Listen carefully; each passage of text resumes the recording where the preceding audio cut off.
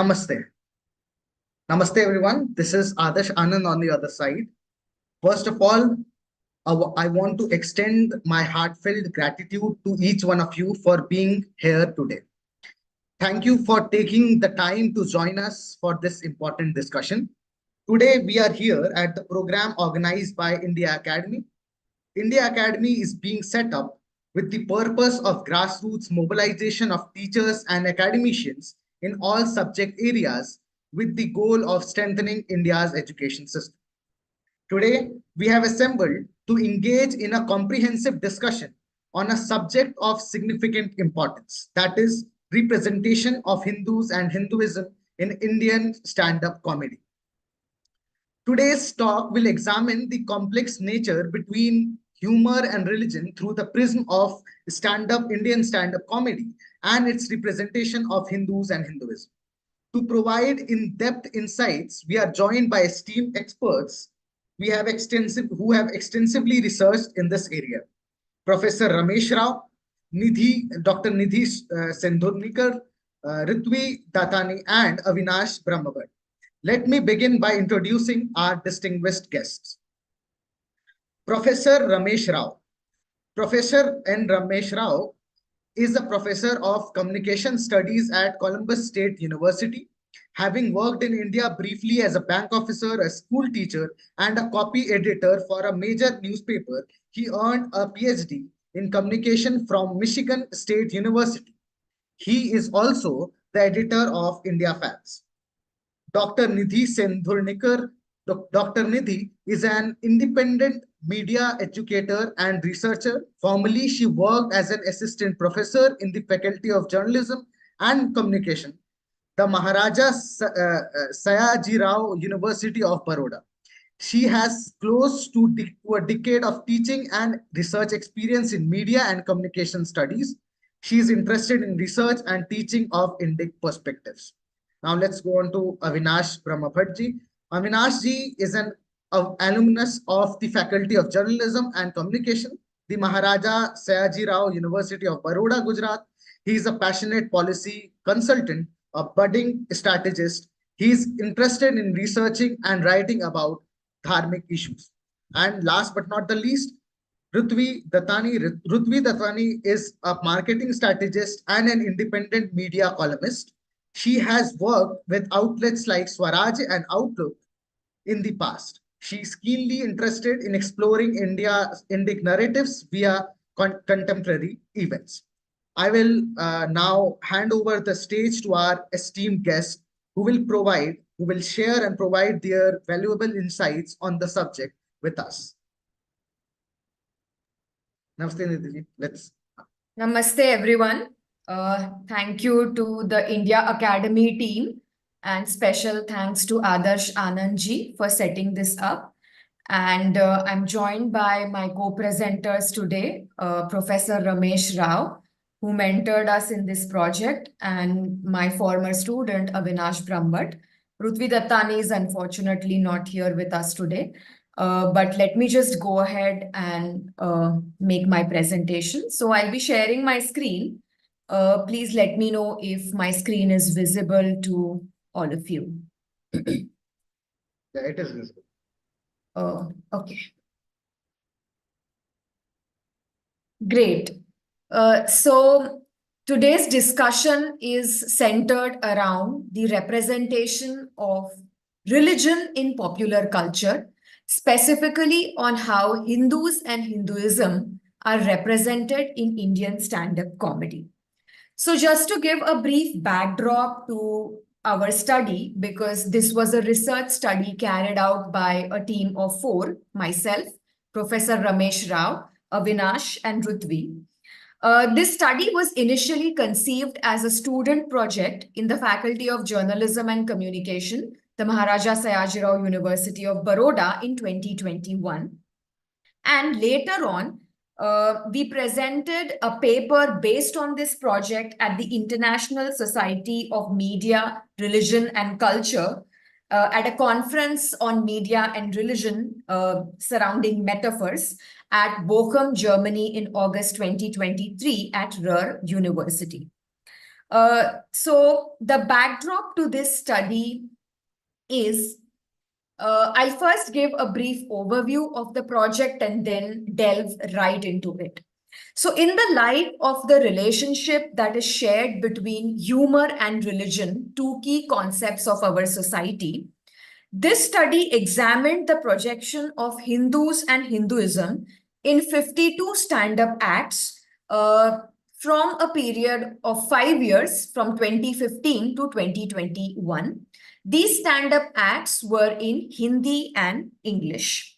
And we engaged in a critical analysis of humor and religion in the Indian context, specifically focusing on Indian stand up comedy. The conceptual and coding framework that aided this study was that of media Hinduphobia. I will explain what it means later on in the presentation. And this is a framework that is devised by Professor Vamsi Juluri, who's a professor of media and communication studies in the University of San Francisco. So, let's first begin with understanding the interconnection, the relation between humor and religion. So, all of us know that the Sanskrit word hasya, which stands for joy, laughter, humor, is one of the 9 rasas, the 9 emotions in Bharat Muni's Natya Shastra. And we know that Natya Shastra is an ancient Hindu text which talks about drama, performing arts, theater. The Natya Shastra is estimated to have been composed around 600 years before the Common Era. And the Natya Shastra maintains that theater is a democratizing space. So, theater, performing arts, they are a space where conversations can take place, where exchange can take place. So we know that humor occupies a very predominant position. It was a very important emotion in the landscape of Bharatiya art, and humor was usually expressed using deranged clothing, unusual jewelry, impudence, and incoherent speech. In Hinduism, the idea of Pramat is associated with comic sentiments. That is the deity associated with comic sentiments. So we know that in the landscape of Hindu culture, Hindu art, Hindu traditions, Hindu theater, humor and comic effects are extremely important ingredients, especially when we talk of storytelling, drama, theater, performance, etc. In fact, author called Lee Seigel in his 1987 book titled Laughing Matters, Comic Traditions in India, states that he is startled, he is amazed by ancient India's ability to laugh at itself and its flaws. So ancient India, we know, embraced humor as a cultural phenomenon. And we also know that the interface between humor and religion is extremely significant. Even though humor and religion are at times placed as opposites. So, humor is open minded, it is free, it is devoid of any boundaries, whereas religion is, especially in the Western context, thought of as setting boundaries, focuses on moralities, ethics, focuses on what one can do and one can not do. We also see that humor provides relief from stress, but in the negative sense, humor can also be used to perpetuate stereotypes and promote intolerance and bigotry. When we look at stand-up comedy as an important form of popular culture in the present times, we must also examine its historical context. So, what is a stand-up act? Typically, as Carter defines, and we have used Carter's definition in our project, stand-up performances are live. So it is an artist, a comedian engaging live with his or her audiences. Sometimes they are recorded performances, but essentially the stand-up artist communicates with his or her audience in real time using the tool of humor. So the origin or the beginning of global stand-up comedy can be traced in the vaudeville theater of the United States in the late 19th century. The first person to simply stand up and tell jokes without any accompanying distractions was Frank Fay. Frank Fay, through his jokes, advocated anti Semitism in the year 1917, yet he was credited in terms of transforming the stand up comedy landscape. So, initially, stand up comedy emerged as an art form, but the idea was that humor should not just be used for entertainment, but it can be used for many different things. So it stand-up comedy served as an advocatorial theater. It was deeply connected with the ideas of political activism, social justice, etc. And over the years, several artists who we now know as stand-up comedians, they have associated themselves with this art. And it is also deeply connected with the Greek concept of parrhesia, which means free speech, which means that stand-up comedy is all about free speech, expressing yourself freely about the events of the day, about the ideas of the day. And in the global context, we see that many stand-up comedians, for example, the Monty Python group of comedians in 1970s in Britain, they used satire, dark absurdist content to target British monarchs, to target the church, to joke about the Vatican Pope, and this was usually accepted in good spirits. When we talk about the stand-up comedy scene in India, we know that comedy was a filler tool, especially in Indian films, in Indian television shows. The comic artists, for example, a lot of us know about Jaspal Bhatti, Johnny Lever, and the likes of popular comic artists who started gaining prominence quite later in the day. But initially, the role of comedy in the Indian pop culture context was mostly as a filling element to kind of provide momentary relief to the audience. And of course, there are many shows that we can talk about. There's Great Indian Laughter Challenge. There's the Great Indian Tamasha. There's Gustakhi Maaf. There's Office, So Sorry. Jaspal Bhatti shows, and of late, everybody is hooked on to Tarak Mehta Ka Ulta Chashma because of the comic relief that it provides. Um of course, when we talk of stand-up comedy, it gained a lot of popularity after the advent of digital platforms. So, in a very important report in 2015, which is titled Being Indian, the report says that comedy was initially used as a filler in music shows, stage performances, TV shows, and comedians didn't really command the fame that they do now. We now know that stand-up comedians are extremely popular. But contemporary Indian stand-up comedy is known to have started with the likes of Veer Das, who performed in smaller clubs in the US, and he became one of the most popular stand-up comedians in English. And of course, post that, with the advent of social media, OTT platforms, and digital platforms, we know that many Indian stand-up comedians like Kunal Kamra, Uruj Ashfaq, Saurabh Pant, Tanmay Bhatt, Munawwar Farooqui, Kenny Sebastian, Neeti Palta, Aditi Mittal, Atul Khatri, they have all become a household name. And Indian stand-up comedy is, of course, very popular, especially among young Indian people, young Indians. But we also know that present-day Indian comedians, they take a cue from their Western counterparts. A lot of the Indian stand-up comedy that we see today is largely borrowed from American stand-up comedy in terms of how humor is packaged, in terms of content, in terms of who's the target of the humor and the strategies that are used to keep audiences engaged.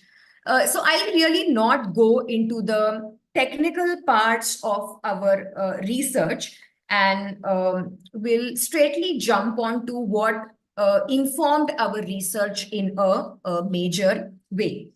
The stand-up comedy scene in India, it gained a lot of attention post 2014, that is after the coming in power of the present regime, the BJP government.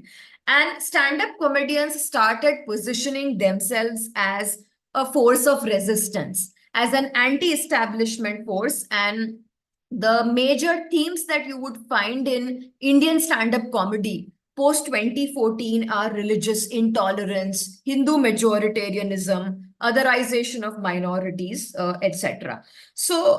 In the present context, Indian stand-up comedy, even though it's very, very popular with a section of the audience, its relationship with religion, which is very sensitive, is also being examined, and Indian stand-up comedy is being called out for its verbosity, for its disproportionate treatment of Hindus, Hinduism, Hindu gods, and Hindu way of life. And as we discussed, that Indian stand-up comedy borrows majorly from American stand-up comedy. It is also being called out for employing Western frameworks in its analysis of Hinduism. So this is precisely what we set out to investigate in our research. Does Indian stand-up comedy normalize or encourage, or does it engage in Hinduphobia? So let's try and understand this concept of Hinduphobia. I'm sure all of us are aware about it, but a little bit of backdrop is going to be very, very helpful. The term Hinduphobia, the first use is credited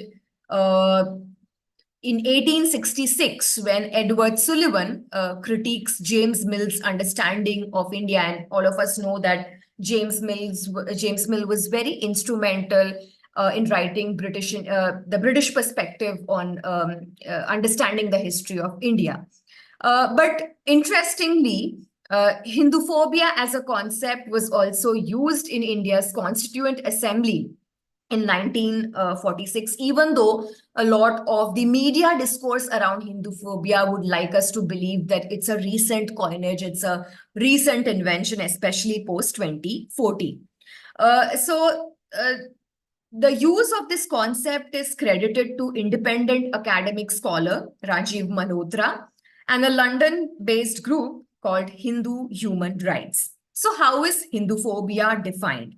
It is defined as irrational hatred of Hindus, a deep-rooted fear and aversion of Hindus, and it could also include physical, psychological, verbal attacks on Hindus, which could lead to dehumanization and demonization of Hindus and Hinduism.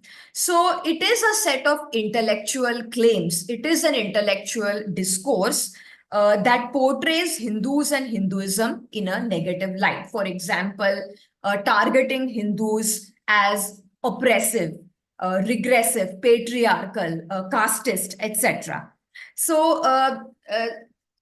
A scholar Long in 2017 says that the Hinduphobic discourse deliberately ignores the positives and progressive aspects of Hindu tradition and attributes that whatever is good about Hinduism, whatever is positive about Hinduism is a gift of colonization, Mughal rule, and an influence of other religious faiths. Of course, there is a lot of contention about the use of the term Hinduphobia itself, because a lot of people say that it should not be called Hinduphobia because there is nothing to fear as far as Hindus are concerned. So there are some alternative terms like anti-Hindu hate, Hindu dvesha, Hindu misia. So in that context, there are different terms like dvesha and misia that are also used to convey that there is a repulsion and towards Hindus. There is anti-Hindu hate that exists. There are different types of Hinduphobia that exist, but we can talk of two types: blatant or explicit Hinduphobia and implicit or unconscious Hinduphobia. And ultimately, the objective of Hinduphobia is to normalize, to legitimize this hatred of Hindus. So the best example that we can bring about here in this context is how Hindus are usually depicted in Hindi films. I'm sure most of us are avid Hindi film viewers, and these images will probably be very, very familiar. Like this is an image from Amir Khan's film PK, where when he encounters an actor playing Lord Shiva, Shiva is shown to be very afraid of Amir Khan's character. So you will typically see that Hindus in Bollywood films have been depicted as evil priests, greedy Brahmins. They don't respect women. They are villainous characters. The villain is usually sporting the tika. The temple premise is where the disrespect and dishonor and disrobing of women is taking place. Hindus are oppressors, they're deceptive, cunning, they're hegemonic, and they are trying to kind of oppress the minority, oppress the marginalized, and they are majoritarian, they are immoral. So this is a typical depiction that we see of Hindus in pop culture, especially in films. So picking up from there, this project of ours tried to investigate these 6 questions that you see on my screen. Number one, we tried to investigate what kind of stance do Indian stand-up comedians take on religion. What is the slant and the nature of humor that is found on religion in stand-up routines? What is the nature of jokes found on Hindus and Hinduism in Indian stand-up comedy? What kind of narratives, commentaries are normalized and popularized about the Hindu faith, Hindu deities, Hindu practices, etc.? And leading up to these questions, we tried to investigate, does Indian stand-up comedy normalize Hindu-phobic narratives? Is Indian stand-up comedy Hindu-phobic? And if so, what are the techniques and tropes employed for the same? Very briefly, I'll not go into the technical methodological details, but we employed a qualitative approach to our study. It was exploratory and descriptive. We used content analysis as a method to look at stand-up comedy, which is visual content. We included 52 stand-up acts in our final sample. We prepared a larger sample pool of 120 acts, which were selected on the basis of a well-designed inclusion-exclusion criteria. The time period of these stand-up routines is from 2015 to 2021.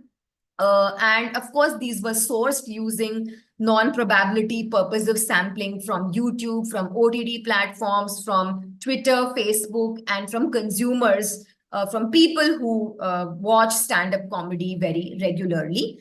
And the major framework that informs our study, the conceptual understanding of our study, is based on Professor Vamsi Juluri's understanding of media Hinduphobia.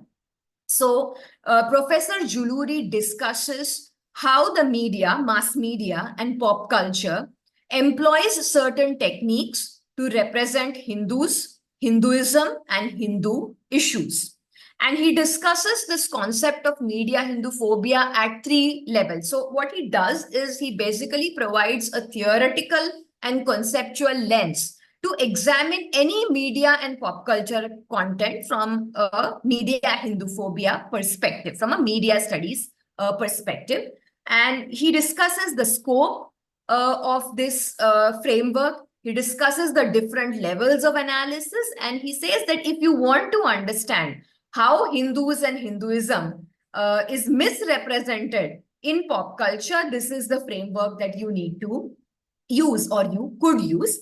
So some of the techniques that he talks about are inaccurate labeling, factually incorrect representations, stereotyping, racist tropes, colonial concoctions, etc. And he concludes that the coverage and the representation of Hinduism in pop culture, in news media, in mass media, is done from the lens of Hindutva, and Hindutva is a bad idea. It is a negative idea, and it completely sidelines, it completely ignores Hindu perspectives, Hindu suffering, and Hindu victimization. So this is just a snapshot of Professor Juluri's coding framework, which we employed in our project to dissect the 52 stand-up routines that we study. So all of this is more research centric, so I'll not go into those details and dive straight into how the Indian stand-up comedy landscape represents Hindus and Hinduism. So if we were to look at the stance that stand-up comics have on religion, we can look at these major attributes. We can look at these major stances that stand-up comedians employ as far as religion is concerned. And here we will focus on Hindus and Hinduism. So mostly when stand-up artists, stand-up comics joke about religion, they make broad and generic statements. They try to project religion as something that is irrational and devoid of logic. So, for example, they pit religion against modernity, scientificity, rational thinking, questioning, critical attitude. And so it's like, it's mostly like a binary epistemological Western lens, where religion is on one side and modernity, scientific thinking, critical thinking is on the other side. They joke on individuals, religious gurus, gods and goddesses, religious groups, but also they joke on religious practices. And there is a lot of similarity that one can find in the mainstream media discourse on religion, especially in the Indian context, and what stand-up comedy does. So we could say that stand-up comedy, in effect, borrows a lot from the mainstream media discourse on religion. So if the mainstream media discourse on religion vilifies a certain guru, a certain Baba, a certain saint, stand-up comedy follows suit. So they take a lot of cues from mainstream media to prepare to present jokes on religion. When they are joking on religion, they also put religion in a context devoid situation, because a stand-up comedy act is like 10 minutes, 15 minutes, 20 minutes. And there's not much time that the comedian has to go into details of the history, the context, the background. So mostly jokes about religion are context devoid. And the audience that watches this stand-up comedy, they also have a certain level of familiarity with religion, religious issues, religious concepts. So the stand-up comedian tries to build on this familiarity. So for example, if there is a Hindu audience and the Hindu audience is aware about caste, and they know that caste is a problem space, caste is negative, they will try to build their jokes around this familiarity. So they don't talk about very complex religious ideas, but they joke about whatever they assume that their audiences will be familiar with. This kind of comic stances, they overlook the nuances, they overlook the deeper layers of religion, and they almost present no counter views as far as religion is concerned. And they completely neglect the positive role that religion plays in Indian society, in Indian culture, how religion binds us as a civilization, how religion keeps us glued together, and how religion plays a very prominent, positive, empowering role in our day-to-day lives. So when Indian stand-up comedians, and since we only examined stand-up comedy routines in Hindi and English, when they joke on Hindus and Hinduism, they joke on Hindu beliefs. For example, in Hinduism, we believe in the cow as a mother figure. We worship the cow. They joke on Hindu deities, Hindu rituals, Hindu festivals, and Hindu symbols. They also joke on well-known, popular, iconic Hindu personalities, Chhatrapati Shivaji Maharaj, Maharana Pratap, many others. They joke on Hindu views of history, Hindu traditions, Hindu practices, and Hinduism's relationship with other faiths. So, very specifically now, coming down to what are the narratives that are popularized in jokes done on Hindus and Hinduism, taking you back to the conceptual and coding framework, there were four categories that Professor Juluri's coding framework comprises of. So I will take you through these four categories and then give very specific examples from Indian stand-up comedy routines.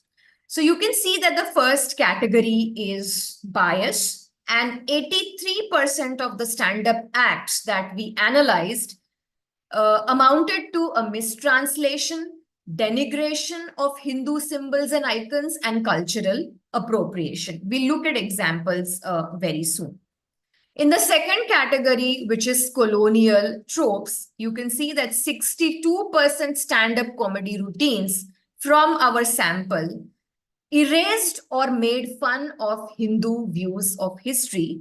This was followed by 33% stand-up acts that depicted Hindu deaths, Hindu suffering as unimportant, and they completely erased any mention of violence, attacks, bigotry against Hindus in, for example, instances of communal violence. In the third category, which is Hindu-phobic colonial tropes, you can see that 83%, and this is a big number, 83% stand-up acts are jokes about idols, and they amount to insults to our deities. They engage in distortion of our symbols, Hindu festivals, our religious and cultural practices. And 44% of stand-up comedy acts project Hindus as individuals who lack self-control, Hindus as irrational, believing in superstition, and over-emotional. And in the final category in the framework, which is contemporary neo-colonial Hindu-phobic tropes, 40% of stand-up comedy acts relied on propaganda, dehumanization, and demonization tactics. And this was followed by 29% stand-up comedy routines, which made mocking references or derogatory references to supporters of the BJP, RSS, and Prime Minister Modi, since we are specifically examining stand-up comedy in the post-2014 context. So, what are the prominent tropes that were employed by stand-up comedians to joke on Hindus and Hinduism? So, I'll give very specific examples of these four categories that I just mentioned. So as far as mistranslation, denigration of symbols and icons, and cultural appropriation is concerned, you can see that in one instance, one comedian, a female stand-up comedian, Surleen Kaur, labels ISKCON wale, that is the followers of the ISKCON tradition, as porn wale, which means that simply because the words ISKCON and the word porn rhyme, she labels the followers of ISKCON tradition as porn addicts. We can see that this joke relies on a misinformed connection and perpetuates a negative stereotype about ISKCON followers, believers in the ISKCON tradition.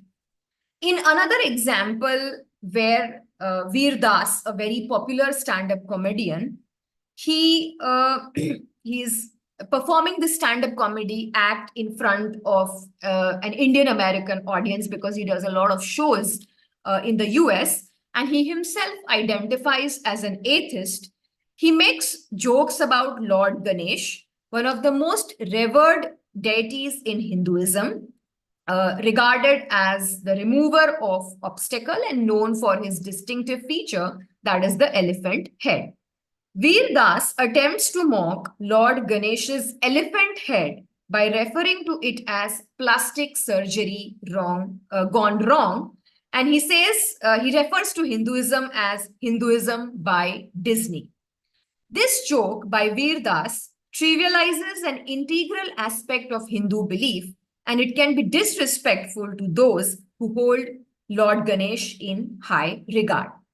In another example of denigration of symbols, icons, and festivals, Kenny Sebastian, a stand-up comic, criticizes the celebration of Diwali because Diwali is when we burst crackers. And he calls Diwali crackers as other shit. He says that bursting crackers on Diwali is illogical.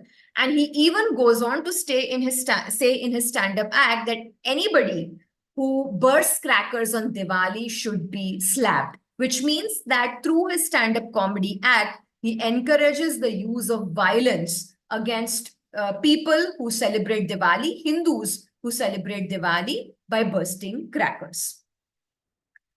In the second trope, which is insult to deities and cultural practices, we find that stand-up comedians, in one way or the other, especially as far as the stand-up comedy acts that we analyzed, in one way or the other, their comic techniques or their comic content insults Hindu deities, festivals, religious and cultural practices.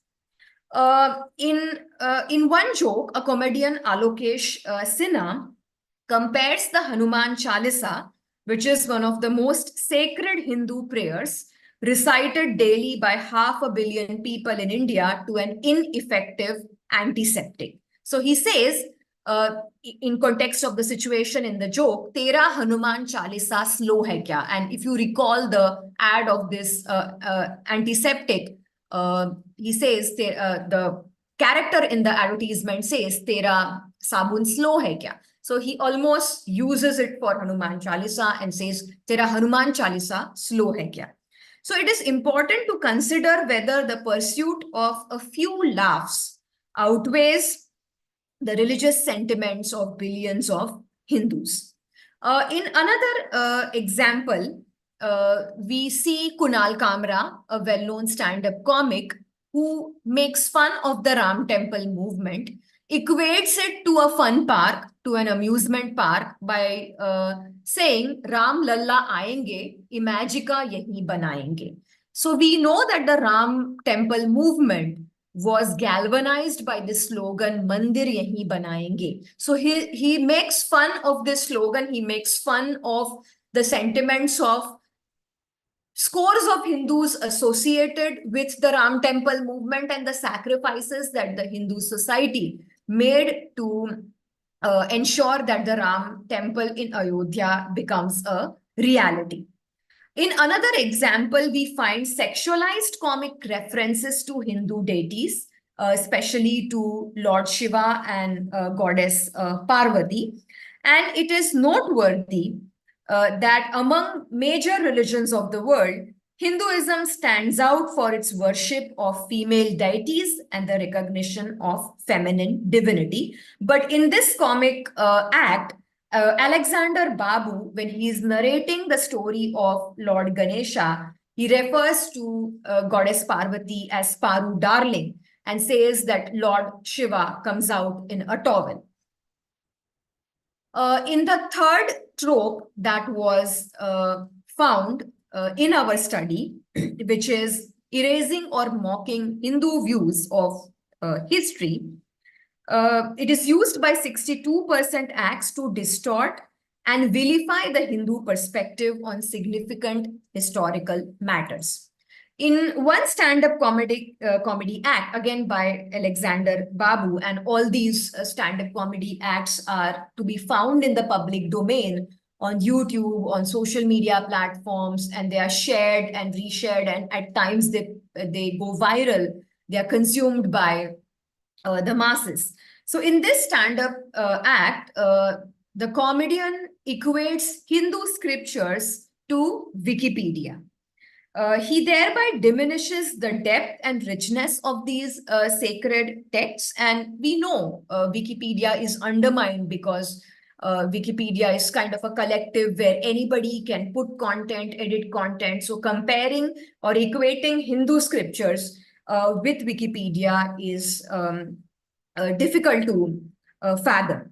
It also, so by comparing Hindu scriptures to Wikipedia, the comedian undermines the vastness, but also undermines the accuracy of sacred Hindu texts. In another example, again, Veer Das refers to Hinduism as avengers. And this is done to mock the Hindu belief in multiple deities, the Hindu polytheism, by likening Hindu gods to comic book characters. This ends up trivializing the profound significance of Hindu deities in Hinduism. In another stand-up comic act by Kunal Kamra, he dismisses the threats that Hindu civilization faces from monotheistic faiths by saying Hindu khatre mein nahi hai, logic khatre mein hai, whereby he paints all Hindus who think of this civilizational threat in terms of conversions, in terms of brutal force, in terms of massacres, killings, genocides, and communal instances as logicless, as irrational. By this, he means to say that any Hindu who feels threatened by these other expansionist faiths, and any Hindu who feels that Hindu civilization is facing an existential threat, is basically thinking illogically. And to sum this up, he says, Hindu khatre mein nahi, logic khatre mein hai, which means there is clear denial of any threat that exists to Hindu civilization. In the last trope that we examined, there is use of propaganda and dehumanization tactics. Oh, so I'm sorry. In another trope, which is projecting Hindus as lacking self-control, projecting Hindus as irrational. There are different examples, but we'll stick to what we see on screen. So in one stand-up comedy act, the comedian calls South Indian weddings as boring because South Indian weddings observe auspicious muhurat and follow the Hindu marriage rituals. And he considers these not just boring, but as a sign of irrationality. In another stand-up comedy act by Radhika Vaz, she does an entire comic act on the Hindu festival of Karwa Chauth. And she uses Karwa Chauth to conclude that Hinduism has not evolved as a religion, as a civilization, because Karwa Chauth is essentially an irrational practice.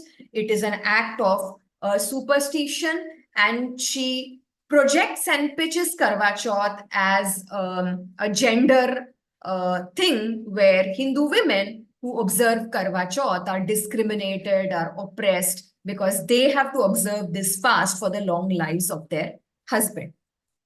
In another stand-up comic act, a comedian mocks the cow reverence that Hinduism believes in because he feels, or he opines, that not eating beef makes Hindus unprogressive. Not eating beef makes Hindus uncool. And the way Hindus revere cow, there will be a day where only cows will remain in India. There'll be no human beings because cows are so revered. I believe this is a stand-up comedy performance by Varun Grover. The last trope that we will discuss is propaganda, dehumanization, and demonization tactics. So in one example, one stand-up comic calls Rajputs unproductive. He says Brahmins don't have brains. And by doing this, he engages in demonization and dehumanization of sections of Hindu society. What are the consequences of such humor? We will discuss later on. But labeling and branding certain communities, certain groups as unproductive, as not having brains, may be good for a few laughs, but it can have very serious long-term consequences. In another stand-up comic act, Jai Mata Di is labeled as an unscientific chant.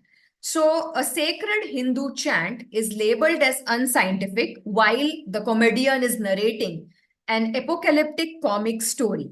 We can definitely debate the scientific nature of the chant, but completely labeling it as unnecessary, illogical. It is seen as a propagandist tactic because he makes fun of Hindus who rely on chanting during challenging periods as completely irrational. And we know that people, irrespective of faiths, rely on many different techniques, and chanting is one of them to overcome challenges to find strength.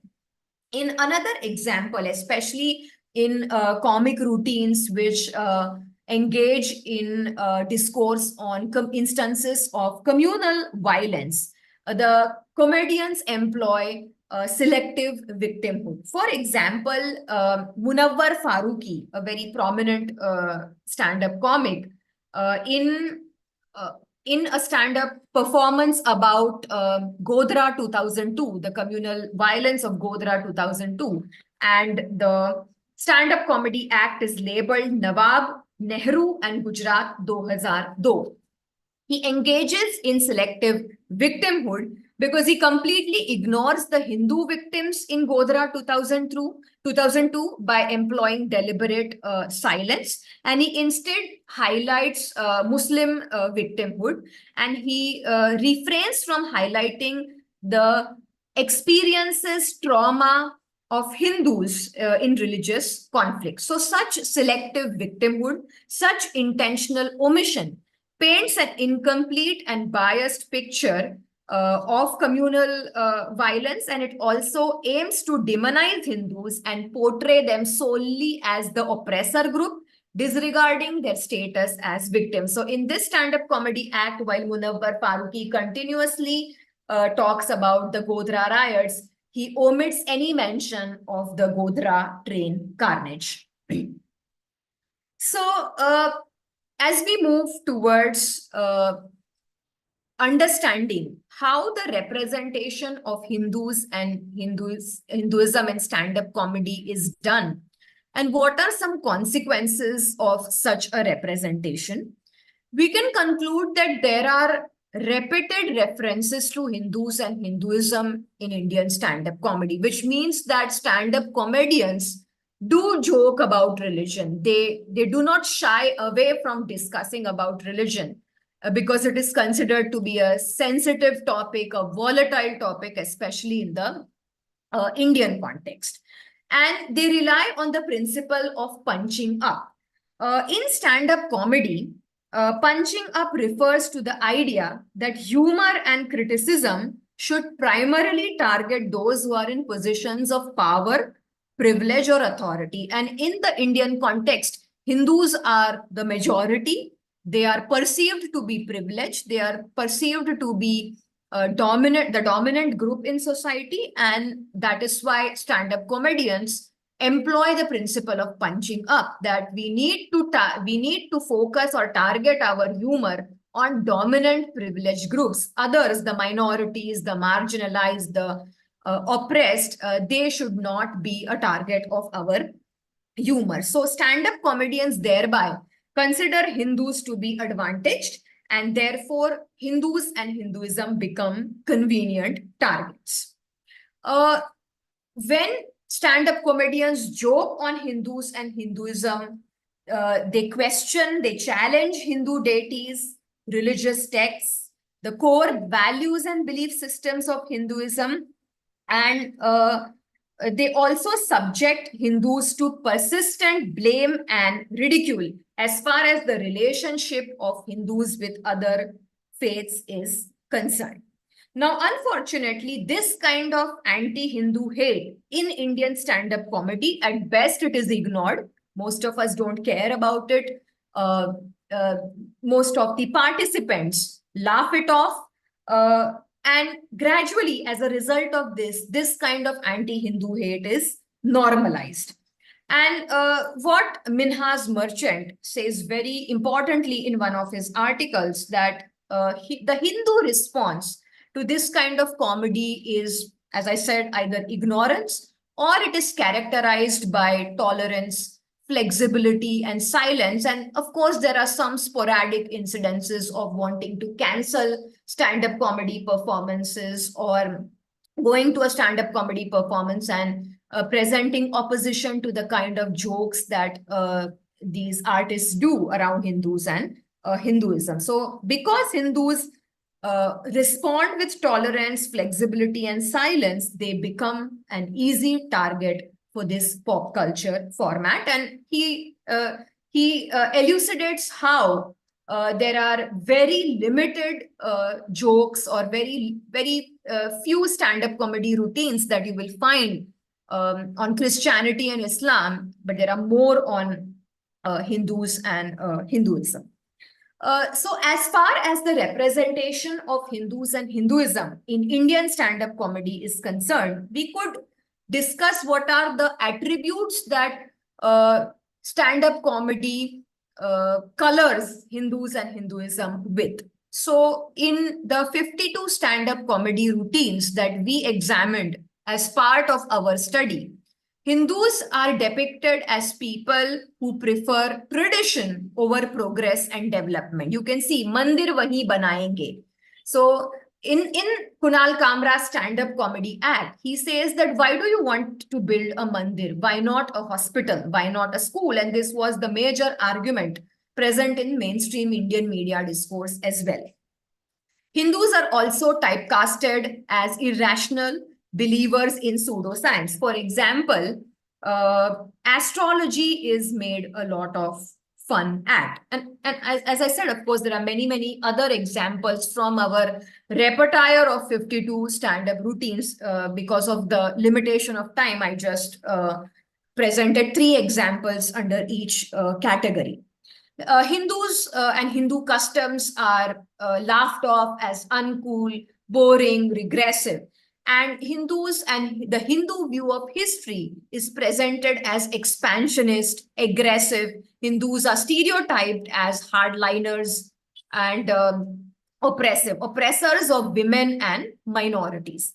Hindus are also projected as deceitful, intolerant, and people who perpetuate inequality.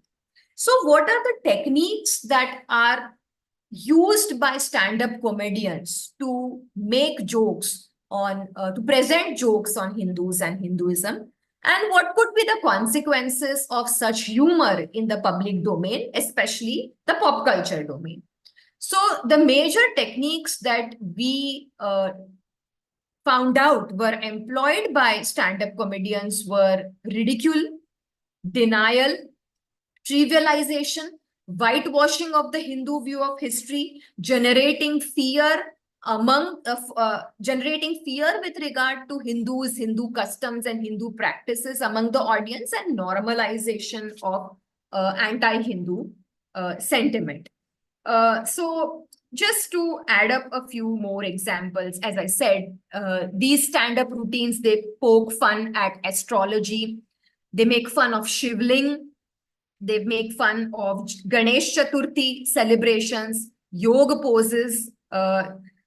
They also use very peculiar terms like Tablighi Sangh. They equate the Tablighi Jamaat with the RSS. So one comedian says that this is the Tablighi Sangh.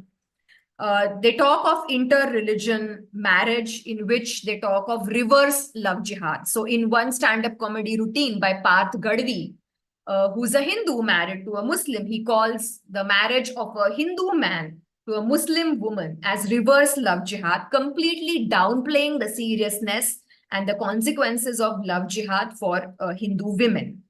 There are jokes on Brahmins, thread ceremony, Hindu wedding rituals. For example, in one stand-up comedy routine, the greeting Jai Shri Ram is turned into Valekum Shri Ram. So if there is an inter-religious couple, how will they greet each other? They will mix Assalam Valekum and Jai Shri Ram, and that will become Valekum Shri Ram. Of course, Santoshi Mata becomes Santoshi Apa in Munawwar Farooqi's stand-up comedy. And of course, so there are many ways in which dehumanization propaganda is carried out. And the what interestingly stand-up comedy also engages in is utilizing the mainstream political and media discourse, using the pretext and the excuse of critiquing a political party and a particular political leader, in this case, the Bharatiya Janata Party and Narendra Modi, to joke about Hindus and Hinduism. So, for example, in one stand-up comedy routine, the stand-up comedian says that my roommate is a Modi bhakt. And we see how the term bhakt has been maligned in the mainstream media discourse. And he says that this roommate of mine, Modi bhakt, deserves to be slapped. Because he is a Modi bhakt, he is a BJP supporter. So by talking about a particular political party and a particular political leader, the extent, the logic of the joke applies to Hindus and followers of Hinduism. So what could be the consequences of such kind of comic content? So we can see that this kind of comedy may end up instilling a sense of fear and apprehension towards Hindus and Hinduism, ultimately robbing them of their dignity and humanity. And we see how this normalization, legitimization, and even popularization of these jokes can lead to real life violence, discrimination against Hindus. I think the report by Rutgers University, the Network Contagion Lab, is a case example in terms of how the content on social media during the violence in Leicester in UK led to actual instances of violence against Hindus. The other consequence, which is more of a far-reaching consequence, is that this kind of content, pop culture content, will gradually foster a disconnection and disillusionment among Hindus with their own traditions, while simultaneously instilling a sense of disregard, self-loathing, or self-pity among Hindus, especially young Hindus. And such internalized attitudes are detrimental to the preservation and flourishing of Hindu culture. So to conclude, the findings of our study on the representation of Hindus and Hinduism in Indian stand-up comedy can serve as a valuable framework for analyzing other pop culture portrayals of Hindus and Hinduism in films, advertisements, TV soaps, internet memes, social media, etc. Of course, potential sampling limitations can be addressed. There can be stakeholder engagement with these stand-up comedians to understand why they make jokes on Hindus and Hinduism the way they do. Case studies could be explored. And of course, today we also acknowledge that regional stand-up comedy in different Indian regional languages is also gaining traction. It's a big thing.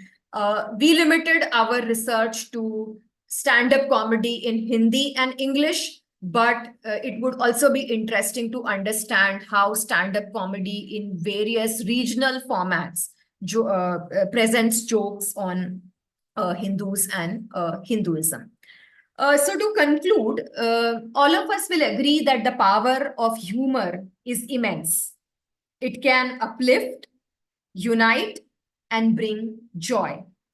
But it can also perpetuate stereotypes, erode identities, and fuel prejudice.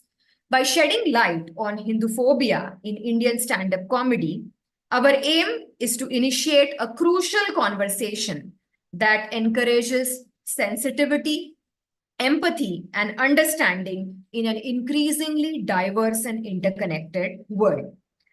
As Colonel Den said, if you want to bring down a nation without firing a single bullet, dilute its culture, its tradition, its history, therefore orchestrating the destruction of a society from within. As we reflect on the findings of our study that focused on the representation of Hindus and Hinduism in Indian stand up comedy, we recognize, and I'm sure you also do, the immense impact of stand up comedy and other pop culture forms as a powerful force. While pop culture has the power to shape opinions and perspectives and influence social norms, it also may have negative consequences, negative impact in terms of stereotyping, fueling hatred, bigotry, and demonizing and dehumanizing a particular community or a group of people. And as pop culture is powerful, we will acknowledge that with power comes great responsibility. And therefore, we also understand that a nation, a civilization, a community is as strong as its cultural fabric. So, by drawing your attention to these jokes, to this kind of humor that all of us witness in the pop culture domain, some of our neighbors might be consuming it. We might be consuming it. We might be scrolling down such content on Instagram, on Facebook, on social media. We might be witness to such humor in stand-up performances. So, as an aware and conscious audience, if we realize the long-term consequences of such humor, that will go a long way in helping us understand how we need to protect our civilization, how we need to protect our Hindu identity and ethics. Thank you so much. That's the end of my talk. And this was done in collaboration as a team with Professor Ramesh Rao, Ruthvi, and Avinash. And we will be very happy to take any questions from people who are present in the audience.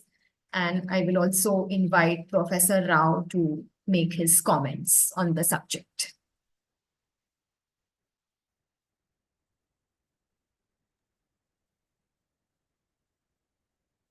Thank you, Nidhi, for your usual articulate, well thought out presentation. The only thing that I might want to add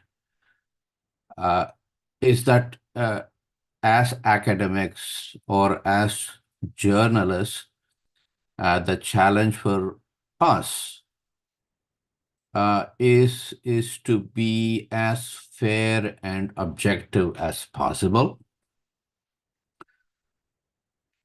But then we are also confronted these days with a kind of bias, prejudice, ideological convictions that has contaminated academia and media. So it is a challenge for us presenting something like this about attacks on Hindus and Hinduism, and to be judged, evaluated by ordinary people, but as well as by academics and by the media, is about our own objectivity. So the challenge for us, and I think the problem is that while they themselves, and here we are talking about the critics, both in terms of what we have found out, even from the critics or reviewers of our article, somehow we are held to a different standard. But then again, I think I believe, trained as an academic, trained as a journalist, as I am, that it is my responsibility to present whatever I have found as objectively and fairly as possible. And I hope today's audience will also kind of consider that in the kinds of questions that I hope we will have the opportunity of answering this morning. Or this evening for you. Thank you. Thank you so much. Thank you for enlightening Nidhi and thank you for your comments, Ramesh. And so we will now take some questions from the audience. So one of the questions which Rohit Sinha ji wants to ask you is, so he asks, how is punching up defined? So how is punching up defined? Hindus are a global minority with no Hindu state, whereas Muslims, on the other hand, are a global majority with more than 50 Islamic countries. Then who is deciding what is punching up and who is deciding what is punching down? That's his question. Yeah, I think that's a very fair question. And this is something that others have dealt with. And this is something that I have pointed out in a few of my commentaries. There are about 115 or 116 Christian majority nations in the world. Out of the 193 or 194 United Nations members, about 115 of them are Christian majority. About 50 or 51 are Muslim majority. And the only two Hindu majority countries, maybe if we include Suriname also, it would be three. So India, Nepal, and maybe Suriname. Okay. So what constitutes punching up? And this is something that internally in India also people have been discussing. Who are minorities in India? What about Kashmir, Jammu and Kashmir? Are Hindus a minority? Should they not have additional rights? What about the northeastern, the Seven Sisters, where 6 are majority Christian states, where Hindus are a minority? Uh, that kind of very partisan, ideologically driven kinds of comments and analysis, we have become so used to it because, again, Indian academics, Indian media has simply borrowed most of their analytical frameworks and their attitudes towards society from the West. And it's paradoxical, therefore, for us, in fact, to be using that particular trope of punching up. So who is being punched up? Who is being attacked? And therefore the unfairness of it, or the invalidity of such a framework. So it is a very important question. It's a very good question. And that's something that has to be carefully and thoughtfully responded to. And this is where every time, for example, as part of a small group of Hindu Americans, I used to go to Washington, D.C. As a representative of the Hindu American Foundation. And at Freedom House, where we used to meet, the majority of the representatives around a very big table were Christian. And the constant complaint was how Christian minorities are being targeted around the world. And my constant refrain was that, first of all, who are minorities? And second, why are they being targeted? So these are, again, very interesting questions.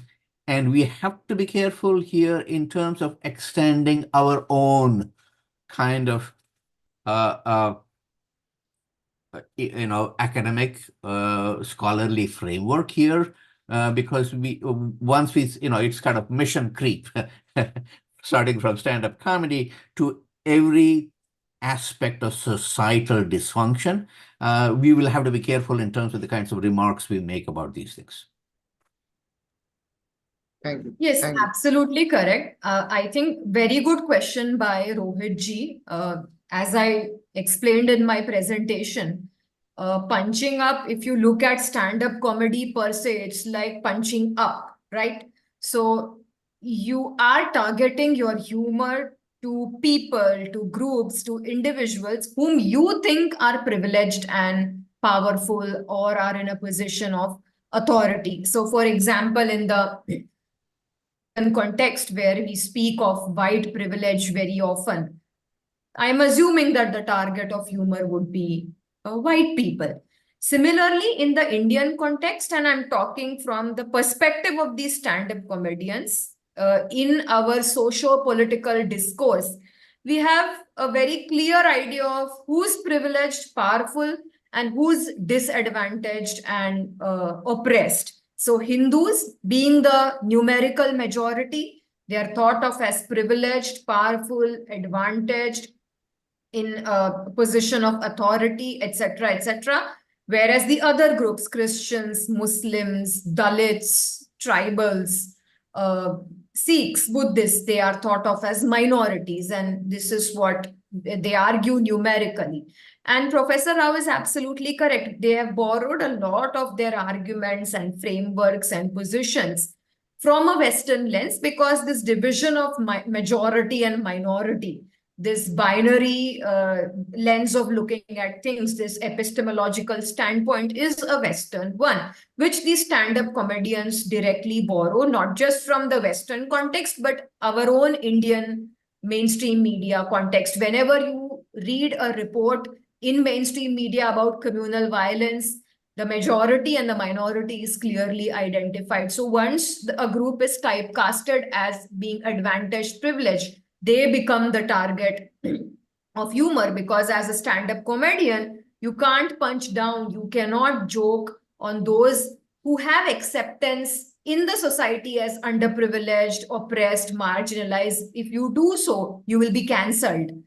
So their idea of punching up is very, very clear. Of course, it's borrowed from the Western sense, but it's also quite accepted, normalized, operational in the Indian framework. That is why they punch up. And if you try to argue, if you tell them that no, Hindus are the minority in Kashmir, Hindus are minority in Northeast, they are probably going to dismiss these arguments, and they're going to look at the larger landscape and tell you that so what, doesn't matter, Hindus are still 80% in this country. So it's quite fair, it's quite obvious that most of our jokes will be on Hindu issues, Hindu rituals, Hindu festivals, Hindu way of life. Yeah, just to give a historical context, it's very much Indian too, given the nature of even the Constituent Assembly debates, and how after the Congress, the first government with Prime Minister Nehru, kind of leading the charge, the presentation of the Hindu Code Bill, historians have, some historians have drawn attention to these matters.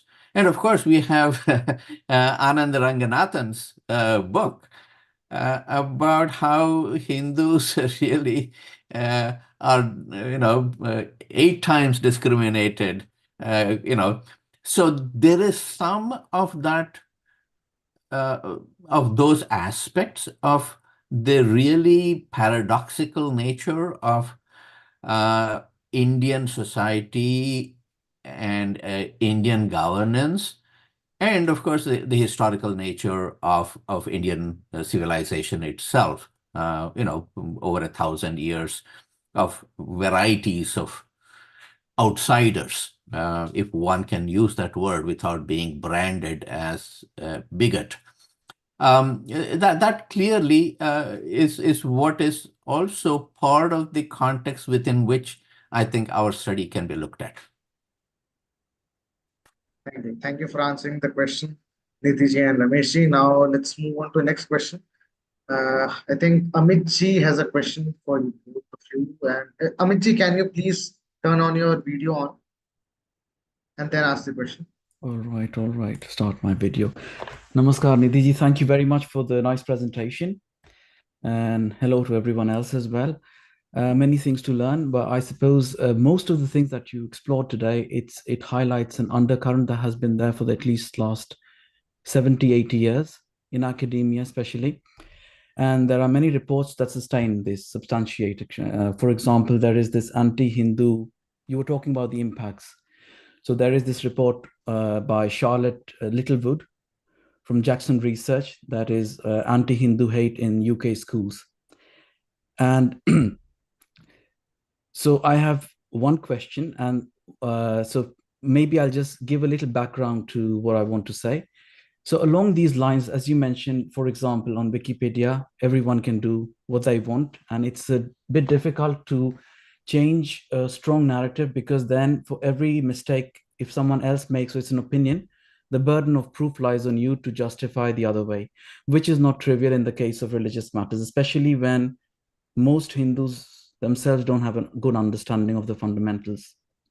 So this was about Ganesh ji and Parvati. I edited an article. There was a debate that went on for a month or so. And anyway, and also along the same lines, in 2009, I wrote an article that led to Britannica pulling down its 99-page article, A4 sheet, to change it. So all these factors, like how the lingam was represented, so this was challenged.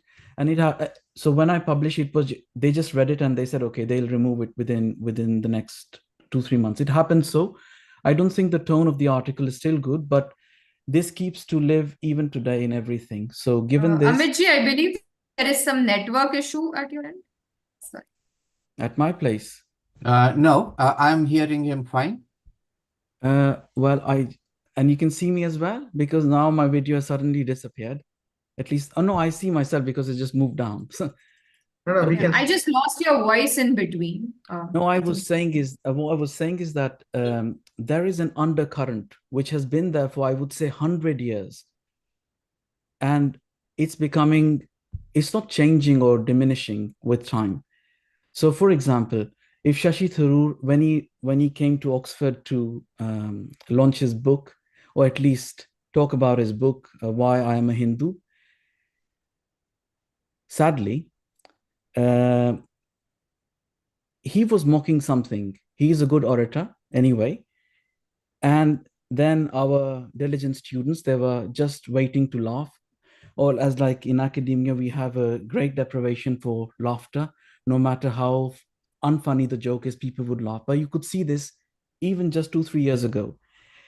So my question then for you is, you spoke about that your research is quantified. I haven't had a chance to take a look. I've taken a screenshot of the references that you mentioned. I'm going to take a look at them later on. I'm an academic as well. The reference section, it's only one slide that we have shown. Ours has got about 10 pages of references. So I think we would be glad to share our paper with you. Amit, that would be great. Please send us your email and we will, just in the chat box, and we'll follow up. I will do that. So my question is on the methodology of this research. You said it was quantitative, and you analyzed 52 acts and things like this. So even within a quantified frame, did you compare it to the representation of other religions in their majority country? For example, Christianity. So people do have a lot of jokes about Christianity or anything. Even in films, you see that. So is there a comparison? That's the first question. The second question I have is, would it be possible to make this research quantified?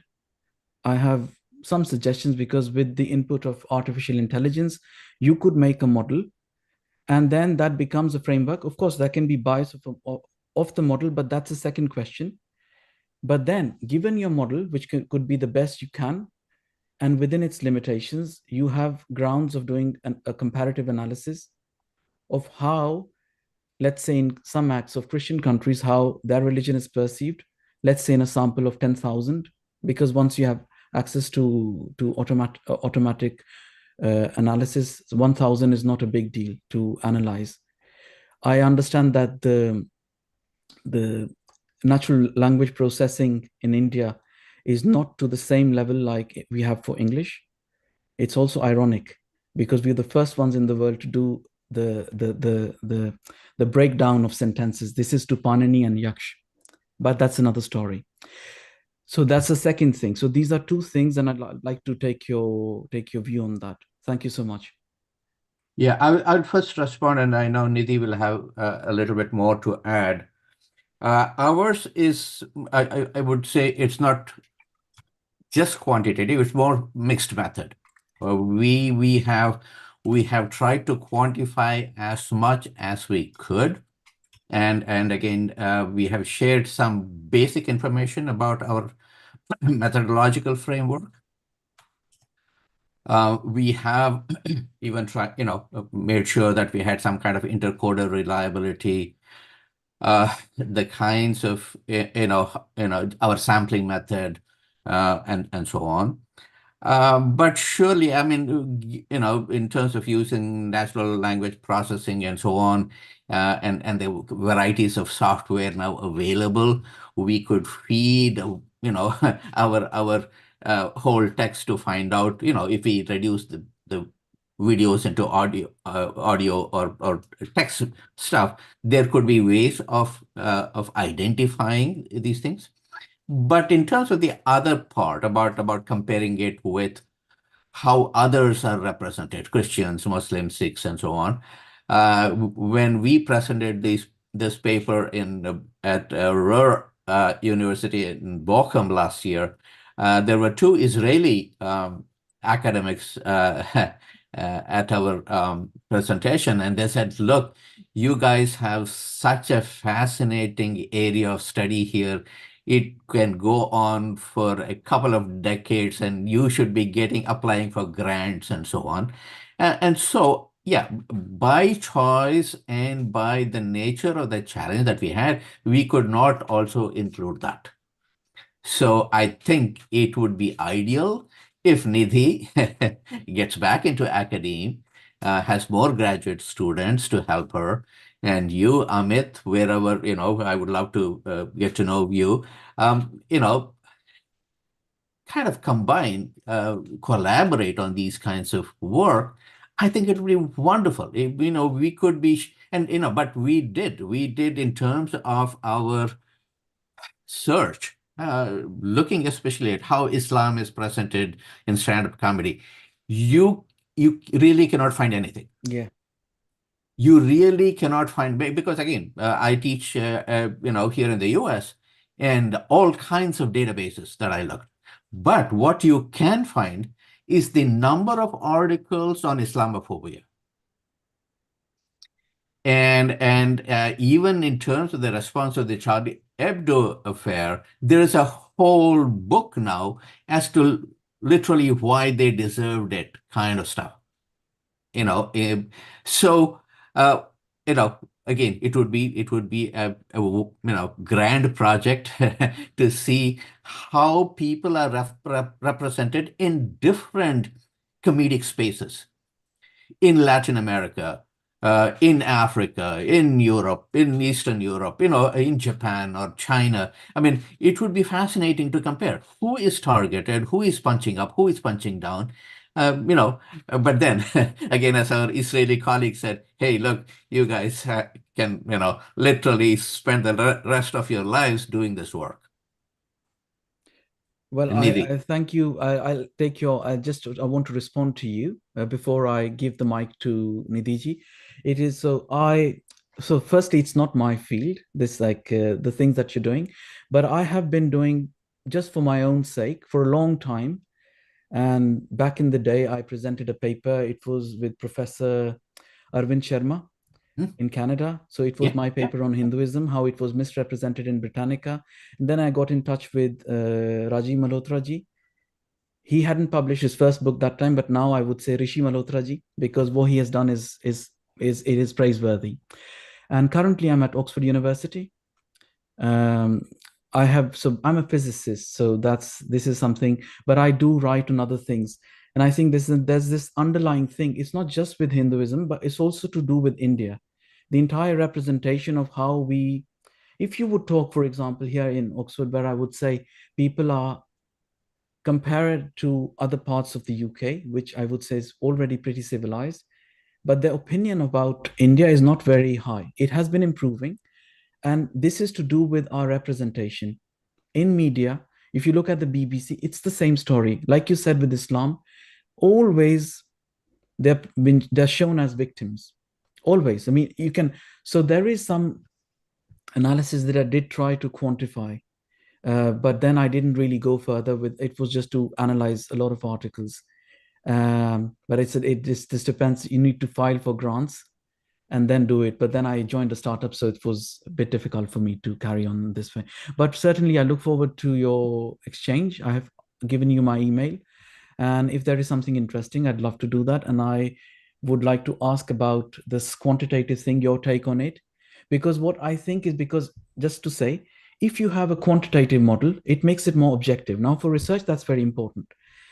And then if you do a comparative study, this result is very powerful because it shows so even in my article, which had no research, so to say, all I did was study all the 400 or 600 pages on Britannica, analyze different religions, and of course you could see a striking difference. Now back in the day, there wasn't artificial intelligence, but now we have the stanza model. I don't even have to put my opinion into it. I can say, okay, this is more of an objective way of thinking because this is on a sample of 10 million people. So if this model is thinking this way, it reflects the meaning of the majority. So if I would do that, the same research today, it would show me quantitative results that would highlight bias very clearly. So that's all. Very quickly before Nidhi answers, I have worked with Rajiv, and in fact, Rajiv was one of the first people who published maybe one of the first content analysis that I did on how the New York Times and Washington Post editorials represented India between 1998 and 2001. Okay. So Nidhi. Namaste, Amitji. Thank you for your observations, for your remarks, and for your questions. It's absolutely nice to know about your area of work and the kind of interventions that you have done. So to quickly answer your first question, as Professor Rao remarked, that this was more of a mixed method approach, but I would still say that it tilted more on the qualitative side. The reasons being that if you look at scholarly work in the domain of religion and humor in the Indian context, you will not find a single study on Hindus and Hinduism. You will find a lot of studies on Islam, specifically from the angle of Islamophobia, but there is no study on how humor on Hindus and Hinduism is done. It could be memes, it could be TV shows, it could be films also. So one limitation that we faced as researchers is that when you don't have a lot of previous research, a lot of previous literature to rely on, you tend to use an exploratory design because that gives you the freedom to explore, freedom to use conceptual frameworks and then build on it in further studies. So the lack of any systematic study, like I said, there may be some articles, there may be some YouTube podcasts, but that don't count in the academic world. So for the lack of a systematic academic study on how stand-up comedy jokes about Hindus and Hinduism, we inclined more towards a qualitative exploratory approach. We did use content analysis, and I know that content analysis has a lot of quantitative components that can be very well tapped onto when we are studying representations, but we ended up using a lot of qualitative content analysis. One reason is also that we were looking at 52 stand-up acts. And when one has to code each stand-up act, which the duration may vary, some may be 8 minutes, some may be 10 minutes. So we had to start from the scratch, right, from drawing out a sample from this population of stand-up comedy acts, boiling down to 120 and then selecting those 52 based on a very scientific inclusion-exclusion criteria. So while I totally agree that the use of quantitative techniques and models will lend more credibility and objectivity to research, but that could not be done in our case simply because there is no previous study to fall back on. That is number one. In the limitations and the future research scope of our project, we have already said that there is so much scope for measurable insights, bringing in variables, parameters, probably doing some kind of descriptive statistics. That is definitely possible. But that cannot be done unless this terrain is explored through a qualitative lens.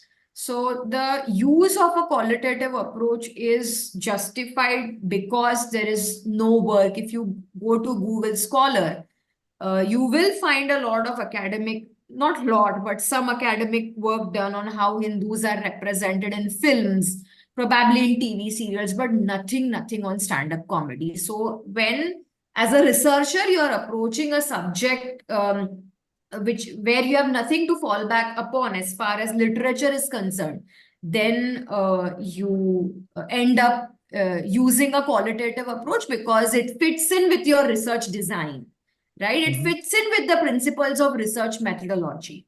That's one. Number two is that we did look up a lot of literature on how Islam is represented in stand-up comedy, how Christianity is represented, but like from a global scale. So, for example, there is a paper on Nigerian stand-up comedy and what are the elements that Nigerian stand-up comedians use when joking on religion.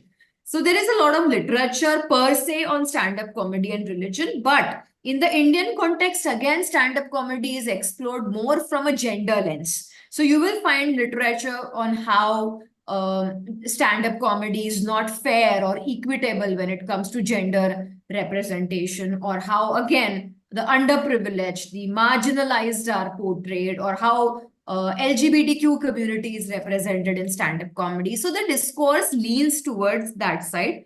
And the basic premise of not doing a comparison is that we wanted to first focus on discovering and understanding and bringing out how Hindus and Hinduism is represented. Without having this basis, a comparison really wouldn't have helped us. A comparison would have taken our focus away from the core aspect of how Hindus and Hinduism are represented, because if you follow the mainstream media discourse, a lot of people will dismiss this, that, no, Hindus and Hinduism are not represented like that, or you don't need to pay attention to how Hindus and Hinduism is represented because anyways, you are the majority community, you're privileged, you are in authority, you have the advantage, so you should not be worried about your representation. So to break that barrier, we need to first undertake a systematic study on how we are represented and then use it as a basis for comparing it with other faiths. And if we get a chance, we are working towards the publication of this paper. So we have made some observations about how Christianity and Islam are represented vis-a-vis Hinduism. These are just observations based on our sample, because we picked up our sample on the basis of a criteria where, to be included in the study, the stand-up comedy routine needed to have some dominant references to Hindu ideas, Hindu concepts, Hindu gods and goddesses, Hindu ways of life. So our sample is predominantly those stand-up comedy acts where the target of the joke, the target of the humor are Hindus, right? But in the process, what I did observe is that when a Munawwar Farooqi or a Tanmay Bhatt or a Kunal Kamra joke about Islam, they do joke about Islam very sparsely, but when they joke, they don't touch the core beliefs and value systems of Islam. What they do, they will joke on Islamic practices like triple talaq, having multiple wives, funny Muslim names, or an inter-religion marriage, or how probably a Hindu discriminates against a Muslim. That is their area, that is their arena, that is the boundary that probably they have set up for themselves. There's a lot of self-censorship, I believe, when it comes to joking on Islam. But even if they joke on Islam or Christianity, they will not target the core beliefs and value systems. They will just play on a very superficial level. Whereas when it comes to Hinduism, the target is our core beliefs, values, ideas, the way of life that is dear to us, that we have internalized, that we live by each day. So a comparison is definitely possible in future research, of course, but a comparison has to begin by first understanding how we are represented. Only then a solid research ground for comparison can be developed and followed up with. Thank you. Thank you so much, Nidhi. Thank you so much, Rameshji. Thank you for your question, Amitji. So, does anyone else in the audience have any questions to ask? I think Professor Dr. Amit Singh, I've got a direct message. He's a professor of public international law based in Delhi, NCR, and he's just left his email ID. So I'll just note it down.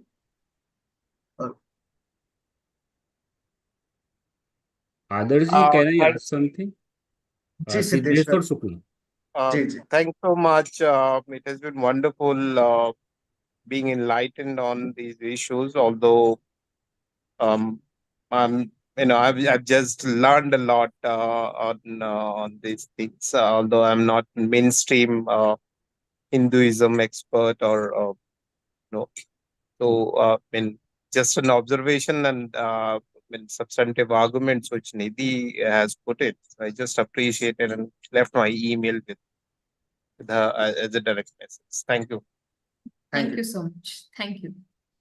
Siddheshwar Shuklaji, if you can. Siddheshwar Shuklaji wanted to ask a question, right? Yeah. Thank you very much for the excellent presentation.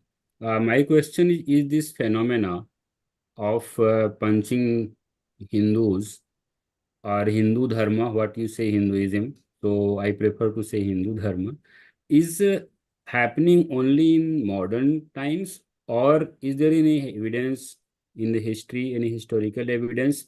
And if so, how our ancestors dealt with those problems? Yeah, again, as researchers, we have to be careful. We have pointed out in our paper that as Hindus, we are open to self-reflection, self-criticism. And this is something that I have mentioned in some of my talks. We perform the marriages of our gods. We perform celebrations of the birth of gods. We bathe them. We feed them. So it's a whole different approach to the Hindu faith, practice, belief, and science. And it is all even difficult for me after about 40 years here in the U.S. when I talk to my colleagues about when they ask me, "Oh, tell me something about yourself," and in terms of Hinduism, it is so very difficult to relate their framework of Christianity and my framework of being a Hindu. And I start by saying, Hinduism is the pursuit of knowledge, not a claim of truths. And so, yes, I believe that we can, going back to the Natya Shastra itself. By the way, I have co-authored a book in terms, with two of my wonderful colleagues in Bengal about the Natya Shastra. And its relevance to modern communication studies. So if you, and it was published by Motilal Banarsidass just last year, so you might want to look it up. Yeah, again, we are very few people in this domain, in this area, doing this kind of work. I hope, therefore, the young people present at our, talk today would get excited about this and say, there are ways of looking at these things beyond writing a 500-word piece for, or going on WhatsApp and complaining, that we can do this carefully, thoughtfully, programmatically, scientifically, because we come from that kind of tradition. So that's about as much as I can say right now. But I will give it to Nidhi. Let me take this call. Namaste, Siddheshwarji. You have asked a very interesting but difficult question. I think since our work was pretty much focused on understanding the representation in modern pop culture, we didn't really quite explore how these kind of representations or such kind of humor was understood or tackled in the ancient past. But I think when I was quoting this author Lee Seigel, who has written a book, Laughing Matters, Comic Traditions in India, and probably going through that will be helpful. He says that he is amazed and surprised and startled by ancient India's ability to laugh at itself and its flaws. And he remarks that ancient India embraced humor as a cultural phenomenon. So that itself gives us a lot of insights into how humor was placed in the ancient Indian social cultural context. And I believe that if there are people who are poking fun, making fun in modern times, I'm sure there would be such forces in ancient times also. But the modern world with technology and with a lot of other forces is very, very complicated. And the kind of civilizational threats that we are facing, the nature of those threats has also changed in a big way. So probably at that time, I believe that there were a lot of community forces that that may have responded to these kinds of attacks or humors. Probably we are open, we were open then also, but the context was very, very different. So the challenges and the ways to tackle these challenges would also have been different. Maybe the challenge which we are facing now in terms of how we are being attacked, not just by stand-up comedians, but by different forces, that challenge was not at a grand scale in those times. Probably today it is at a much deeper scale, much larger scale. It is becoming very complicated day by day. And that is why a response like this. So we focused on the modern pop culture context, but if you look up Lee Seigel's book and of course Professor Rao and Kapil Bhattacharya and Professor Loho Chaudhry's work, it will help you understand this issue in greater detail. But I really appreciate your question. Why I ask this? I have an opportunity to work on Shastra as a fellow in Makhanlal Chaturvedi University. So the project was completed. So I'm trying to come in the form of a book, and the proposed title is Shastrarth in India Methodology and Application. In my study, I found that one of the forms, we can say model of Shastrarth, that it is generally the three models, and if we add Samvad, then Samvad, Vad, Jalp, and Vitanda.